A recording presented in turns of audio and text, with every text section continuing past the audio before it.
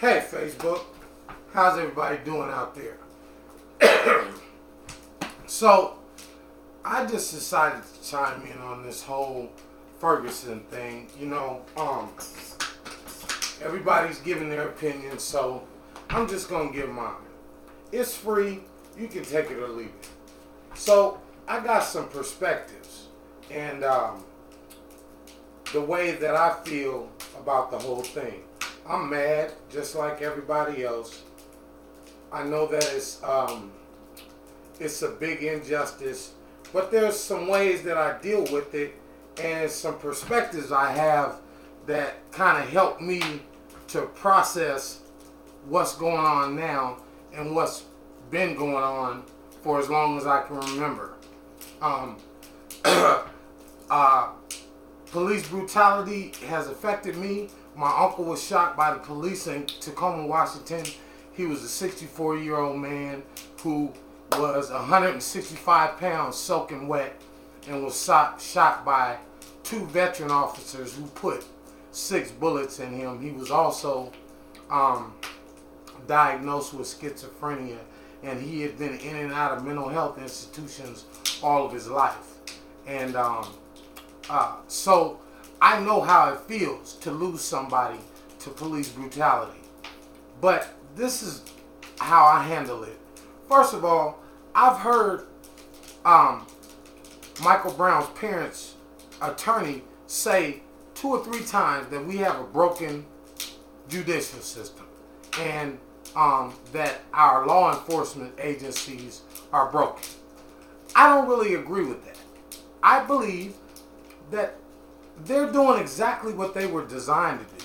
See, I think a lot of us don't have a clear understanding of our judicial system. First of all, when the Constitution was written, the framers of the Constitution did not consider black people people. So when they said we the people, they didn't have us in mind. So the judicial system, the justice system in America isn't broke. It's doing exactly what it was designed to do. It was designed not with us in mind to protect and serve, but they're protecting what they feel like is them from us. Because if you look at the statistics of black men in jail, you can see that it is a disproportionate percentage of the population, and that's not anything new. So I think the perspective that we have to take with this is that we weren't supposed to be in the original Constitution. The Bill of Rights came about later, and it still didn't consider us as we the people. So that's the first thing. But there's ways to fight it, see, and there's 2 ways you can deal with it. First of all, we can accept it. What most of us brothers call sell out. We can just go along and get along, don't say nothing, keep our heads straight, go to work, go to school, do whatever we have to do, and just trust that the system will one day work itself out. Well, we know that that's not going to happen. Okay, so acceptance is one way that I can deal with it. I choose not to deal with it that way. The other way is to fight. Okay, we can take on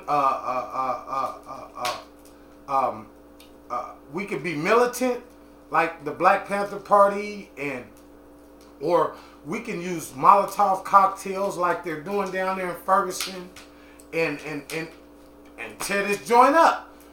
But I don't really think that that's what I would do either. Okay, because most of the businesses and things that they're tearing up down there don't have anything to do with the police department. They're not hurting the shooter or the crooked officer. I'm not even going to say his name. I ain't going to give him credit for even speaking his name out of my mouth. Y'all know who he is. That asshole that shot Michael Brown. It's not hurting him, okay? They say what a tragedy it is for him to lose his career. That little man, that little brother lost his life. What about him? They didn't even apologize to his parents officially. Man, if I shot somebody on a pure accident, I would at least apologize to the parents. Matter of fact, if somebody came in my house and I shot him, I would at least apologize to the people that loved him. They don't care. Anyway, so this is my perspective. So I choose not to accept it, and I choose not to fight it, but then I do. See, there's some other ways. First of all, I accept it by coming out of the denial that this system was made for me. It wasn't. Okay? So I accept it, but I don't accept it in a way that makes me docile and I can't stand up for myself. Okay? I accept the fact that this system was not made for me, that I need to educate my children, my sons, on how they need to approach the police to be respectful but stand up for themselves. Okay? And I don't have to accept that this is the way the country is and this is just the way it's going to be. Hell no. Why would I do that? That's accepting unfairness. But life is unfair. Second of all, I'm not going to burn up nothing, throw no Mazel Tov, whatever you call them, cocktails and shit. I'm not going to fight it like that. To tell you the truth now, you get mad at me if you want. I'm not even going down there in March. It's too cold for that, and I got too much other stuff to do. But this is the way I fight it. First of all, I made a pledge in the last couple of weeks to myself, and this is what I'm going to do. The way I'm going to fight it is three ways. First of all, I'm going to fight it economically. What I understand and what I've heard and what I've read, our black dollar fuels this economy. Okay? We have an economic voice. All we have to do is quit going to these malls that are majority owned and start using our own. See, this is what I'm going to do. If I can buy anything from my food to the clothes that I wear from a black entrepreneur or a black business, then I will fight them economically by strengthening the economy of my community and my black brothers and sisters and not going to them unless it's the last resort. That's the first thing. Fight them economically. Second of all, I'll fight it politically. Okay, when Obama ran for president, that is the very first time in my life, I admit it, that I ever voted. Okay, I voted for Obama because it was a black president, and whether he's a good one or a bad one, he's one of my brothers. So I voted for him. Now, I haven't ever voted in a primary election, but I'm vowing this year that from now on, every primary election that would affect laws in my community, I'm voting. Every presidential election that I can put my little 2 cents in and maybe help a better candidate get in, I'm going to do it. And then anytime I have the opportunity to speak out for justice for black people in this country, I'm doing it. I'm doing it right now. I'm just giving you my opinion, but I'm doing it right now. This is political. This is how I fight politically and socially. Okay?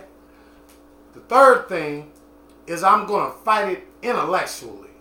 See, I don't have to be one of those ones who falls prey to the system because I know it's unfair. What I'll do is I educate myself. I'm in school right now, and as a matter of fact, I'm taking a civil rights law class right now this quarter, and it's helped me to understand more and be able to conversate more intelligently about civil rights law and how my amendment rights are protected, what I can and can't do under the Bill of Rights. So, educationally and intellectually, I fight it. Second of all, I can teach my sons how to behave themselves and not fall a victim to police brutality. And the way I do that is, first of all, I'm a law-abiding citizen. Okay? So when the police come in contact with me, the only thing that they have the right to do, and if I haven't done anything, they don't even have the right to make me give them my name. Okay? I understand what my rights are, so I've educated myself, and I'm ready to fight injustice intellectually. Second of all, I refuse, no matter how unfair that this system is, I refuse to let it make me a mediocre person. I'm shooting for my dreams, because there are certain things that if they do to me, they're going to have to account for. Okay? I know this right here, that on my job and everywhere else, when I walk in that building, I have to be the best at my position, better than anybody else in that building. And that's exactly what I do. I fight it intellectually, so when something happens to me that is unfair, I don't have to just be quiet and go sit off somewhere in a corner, because I do everything I'm supposed to do. And what I'm not supposed to do, I just don't do it. I pull my pants up, I walk with my head up, and everything I do it to the best of my ability, because that's the way that I believe that my God wants me to do it. And see, here's the deal. We might not never see a fair and equal system in this United States. And I'm perfectly willing to deal with that. But what I can assure is that maybe generations to come, if I train my children and I help them to understand how to fight economically, intellectually, and politically, then maybe it'll change. I have no doubt in my mind that I will live my whole life and die with these same injustices that all of the rest of my forefathers had to deal with. But I don't have to be mediocre just because the world ain't fair. Nowhere in the world are you going to get a completely fair shake. Injustice, we ain't going to tolerate it. We're not just going to let another Mike Brown and Trayvon Martin and all of these black people keep getting killed. Are y'all crazy? Do you think we're just going to sit down, lay down, and let this happen? But there's a way to fight it, my brothers. There's a way to fight it so that we don't bring more wrath on ourselves, because they're not going to listen when we do it like we've been doing it. Okay? So that's my opinion. And that's my story, and I'm sticking to it. Peace, Facebook.